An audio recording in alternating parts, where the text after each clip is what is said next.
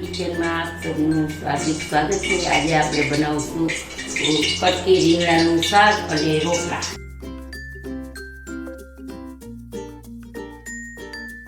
તો એના માટે મેં છાલ ઉતારીને રીંગણની નાની નાની કટકી કરી લીધી છે। તો છાલ ઉતારવી જરૂરી છે। અને ડુંગળી છે અને ટમાટરના પીસ નાના નાના કરી લીધા છે। તો આ તેલ મૂકી દીધું છે કઢાઈમાં। તો તેલ આવી ગયું છે તો એમાં હિંગ નાખશું આપણે। પછી આદુ મરચાંની પેસ્ટ છે, લસણ આદુ મરચાં લસણની પેસ્ટ છે તે નાખી દઈશું વઘારમાં આપણે। પછી તેને થોડાક ચોટડી લઈશું લસણની સુગંધ આવે માટે। ડુંગળી નાખીશું, ડુંગળીને થોડી બ્રાઉન કરવાની છે।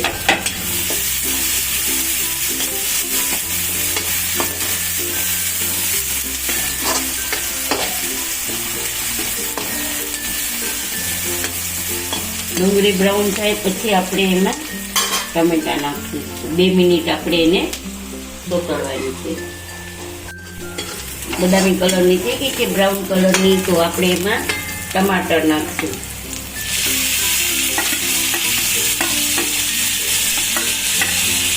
ટમાટરને થોડા હલાવી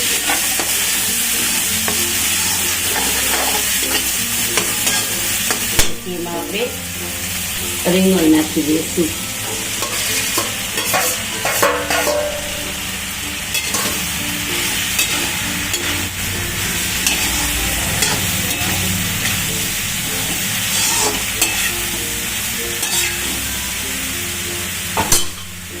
પછી સ્વાદ અનુસાર નિમક નાખશું। 1 ચમચી હળદર નાખશું।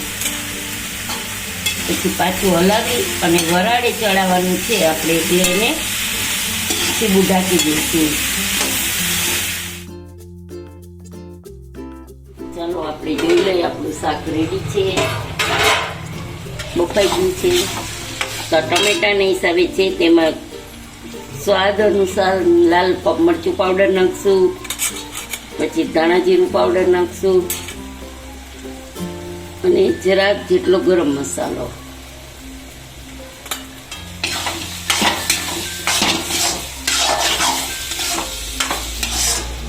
પછી ખૂબ તેને ચોળવી લેશું। તો આપણું શાક આ થઈ ગયું છે રેડી। ચાલો ગેસ કરી દઈશું બંધ। અને હવે એક બાજુ રોટલો થઈ ગયો છે આપણો અને બીજો રોટલો ઘડવાની તૈયારી છે। તો એ રોટલાનો આખો વિડીયો તમને બતાવશું આપણે। એક રોટલો અહીંયા જુઓ તૈયાર થઈ ગયો છે, ફૂલીને સરસ। અને બીજો રોટલાનો આપણે બની ગયો છે। પોપડી ઉખેડીને ઘી લગાવશું આપણે।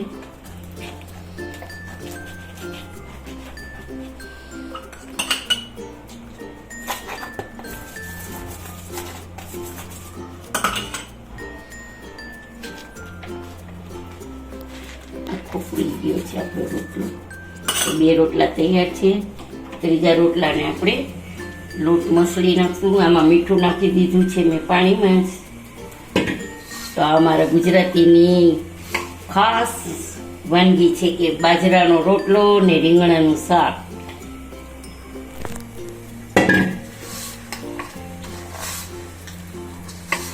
આવી રીતે ખૂબ મસળી નાખવાનો લોટને, પછી જ ઘડવાનો રોટલો।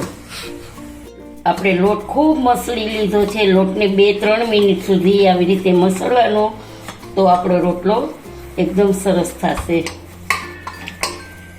ગેસ ફાસ્ટ રાખ્યો છે।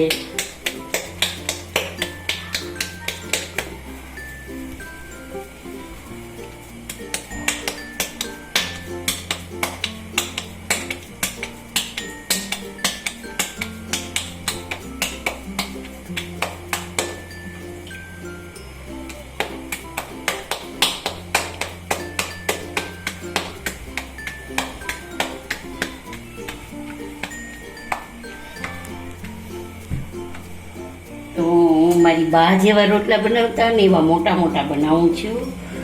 તો મને મારી બા પાસેથી જ મેં રોટલા શીખા છે. તો હું નાની હતી ત્યારથી જ મને આવડે છે રોટલા.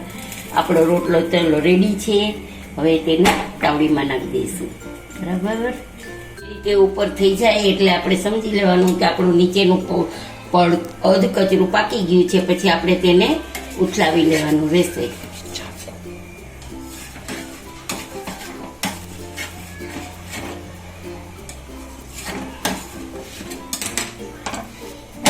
આટલું પડ પાકવું જોઈએ. આ રોટલો મારો બહુ મોટો થયો છે, સેજ વધારે લોટ હતો એટલે આ બધા માપમાં થયા છે. તો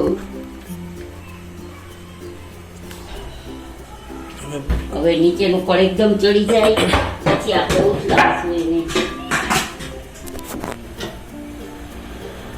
નીચેનું પડ એકદમ પડ ચડવા દેવાનું, પછી એને ઉથલાવવાનું. જોઈ લેવાનું કે આપણો રોટલો ઉથલવા માટે રેડી છે, ત્યારે જ એને ઉથલાવો, નહીતર રોટલો બગડી જશે. તો આપણો રોટલો ઉથલાવા માટે રેડી છે. તો આપણે એને ઉથલાવી લેશું. હવે નીચેનું એકદમ પડ ફૂલી જાય પછી આપણો રોટલો તૈયાર.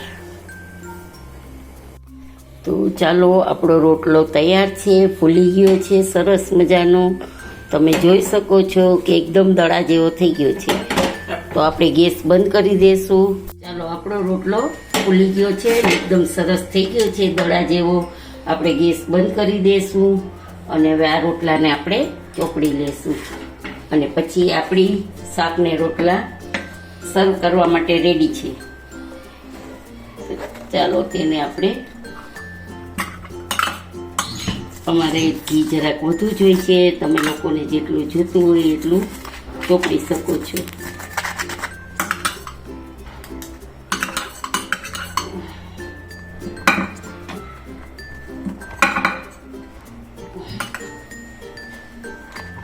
અંદર સુધી આપણો રોટલો ચોપડાઈ ગયો છે. તો ચાલો, આપણો રોટલો રેડી છે. હવે આપણે ડીશ તૈયાર કરેલી છે તો તે સર્વ કરી લઈએ આપણે. ચાલો, આપણે રીંગણાનું શાક, છોલેલ રીંગણાનું શાક, દહીં, રોટલો અને ડુંગળી આપણું દેશી ભાણું રેડી છે. સર્વ કરવા માટે, સર્વે માટે રેડી થઈ ગયું છે. તો ચાલો, તમે કોમેન્ટ કરજો, સબસ્ક્રાઈબ કરજો અને લાઈક કરજો અને ફોલો કરજો. અને કાંઈ સજેશન આપવું હોય તો આપી શકો છો. જય શ્રી કૃષ્ણ.